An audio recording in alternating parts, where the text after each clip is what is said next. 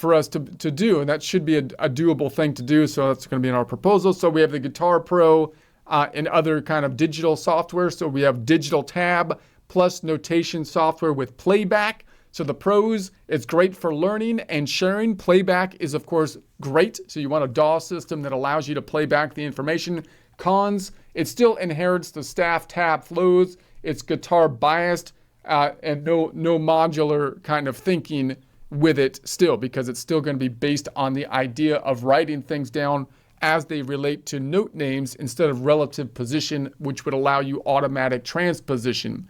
So the core problems, all of these different ways that we have here, still have some core problems that I think we can come up with one system that might be able to address a lot of those problems. And that's going to be the stacking of chords. All systems crams notes vertically. So in other words, no matter, I don't care if it's in a DAW or if it's in a sheet music, you end up with this vertical stacking of chords, meaning you've got a 12 line or rows just to write a basic song, which might be just chords basically, right? So it would be great if we can, again, condense all that stuff down to have one row, like you might see in, say, like if you wrote a song and then you just put the chord names on top of the song, right? That would be a little bit easier. But when you do that, you don't have the breakout of the melody. You can't see the melody that way because all you have room for is the chords. What you'd like to be able to do is say, if it's a chord, then here's the chord. If it's a melody, here's a symbol for the melody, possibly just a number for the melody line, right? And then you don't need 12 rows to represent one octave of musical information. You should be able to compact it down. That would be better. So we have the piano-centric thinking. Staff and DAWs assume keyboard logic.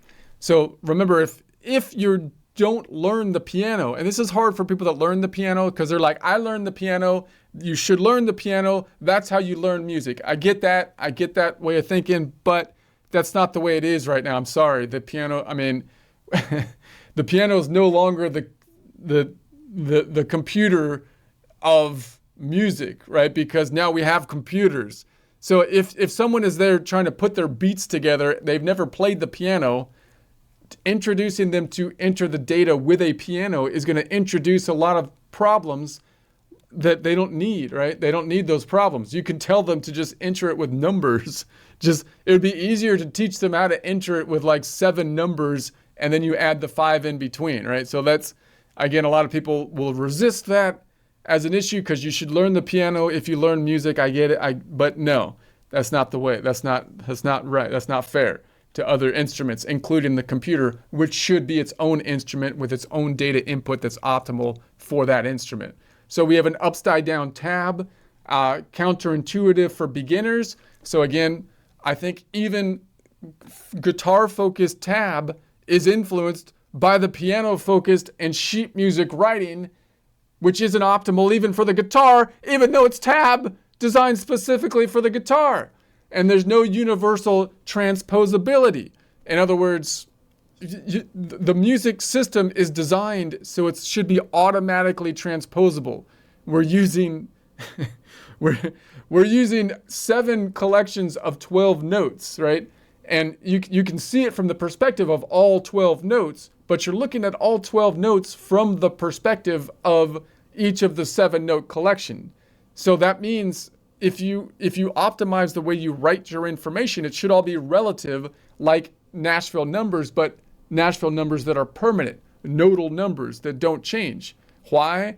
Because then you can write all of your music by just basically saying what key you're in, what collection of notes, and what's the modal center, and you don't have to rewrite it to transpose it. It should all be transposable automatically.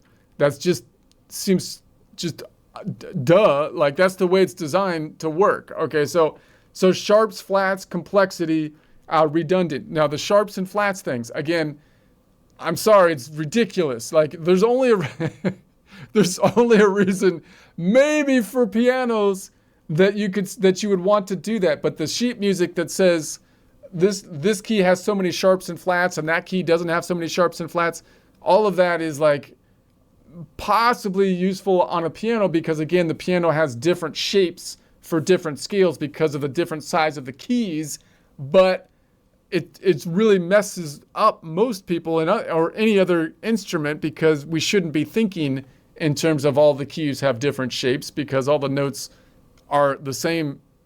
We're talking about distance, not the shape of the keys. So that's not good. So we should get rid of the sharps and like we shouldn't be teaching some guy that just wants to do his beats in the DAW system. They shouldn't need to know sharps and flats. They should just need to know, hey, look, you're playing 7 notes are going to be in the key, 5 notes outside of the key. Choose which collection of notes that you want to be playing in, and then just use your typewriter. The 7 notes are in the key, and here's the 5 notes that are outside the key if you want to mess with those to give you, right? That's how you shouldn't be teaching them, well, the white keys are the C, which is kind of like the master key, but it's not really, but that's the way no. So you have mode confusion, system default for major minor. So remember, like in the classical music age, they were playing stuff mainly in major minor, right? They kind of threw all of the other modes out the window. Even the minor was kind of thrown out the window. So that means that when they brought everything back, they kind of hacked it in there. But these days, of course, we would like to treat all modes the same. All modes should be treated equally under the law. So we have non-digital symbols designed for scribes, not for modern software.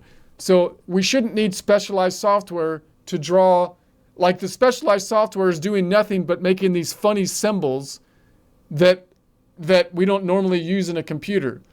No, what we should do is say, look, let's stop using the funny symbols, because instead of creating specialized software to make the funny symbols instead of just normal symbols, we should say, no, let's change the funny symbols so that we can easily use software to write stuff.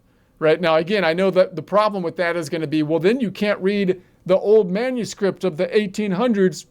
Well, that's fine. You can transcribe it using AI software in like the blink of an eye into something that's readable today. And scholars should still do that. If you want to learn the music staff, great. That's still good.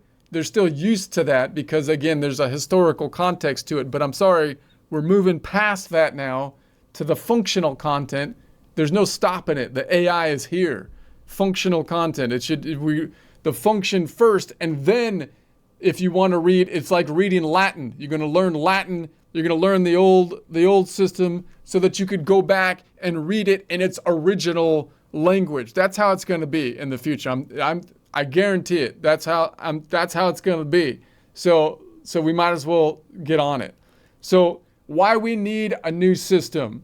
So we need it to be clean, modular logic. So again, the system is designed so that you write it down not with reference to notes, but with reference to the relative positions so that everything is transposable. That's clearly how it should work. So how should we be naming what we're playing?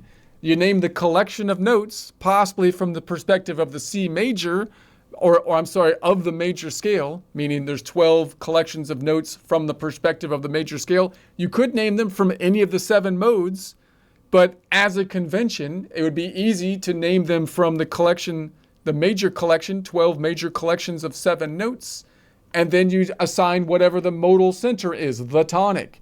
That then allows you to write everything from the perspective of a relative perspective so that it can be easily transposable and possibly rotatable from a modal perspective.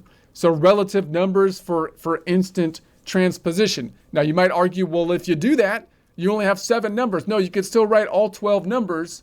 It's just that the 7 are going to be the ones that are in the collection. The other 5 are outside the collection. You could still write the information from the perspective of the collection of notes with 7 numbers and then the other 5 outside. We'll talk about that later. And so you have the capacity to play all notes. It's not like you're locked into only the white keys on the piano. No, but you will be able to transpose it. So chord as shapes, rows, not stacked. So we should be able to have a system, I believe, that compacts everything down or expands it, particularly if you're in a DAW system.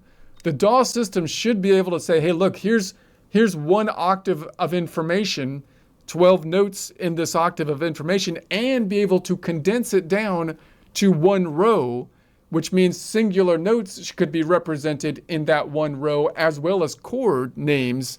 Be a lot nicer, a lot easier on the eyes, only requiring us to go up or down a row if we need to go up or down a full octave, or possibly if we have some complex note stacking within the same octave that doesn't fit into a standard chord naming convention. And if we're writing this in a DAW or MIDI system, we should be able to write it either in this format, where in essence we have 1 row for 1 octave of information, or write it in the expanded format where we have 12 rows for 1 octave of information, and the system should then be able to expand it or contract it. A modern day system, a modern day DAW should be able to do that.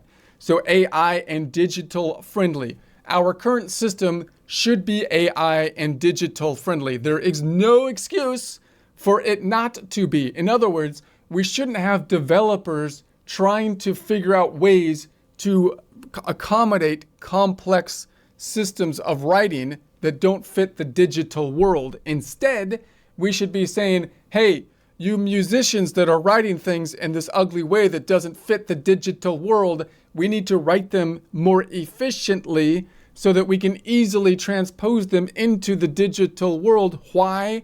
Because that's the world we live in at this point in time. And you might say, well, we're going to lose all the information of all the music that was written in sheet music. No, we will not. Why? Because the translation is so basic. It's not even like translating a language. This is a one-to-one translation. You can take the sheet music and just put it into a current AI chat bot, and it can make the conversion for you. It's not difficult. So we have the capacity now, so there's nothing stopping us from doing things clean other than, bureaucracy. So in upcoming presentations, we'll break down the pros and cons of each system in detail, show exactly where they fail, and then propose our modern alternative to solve these flaws.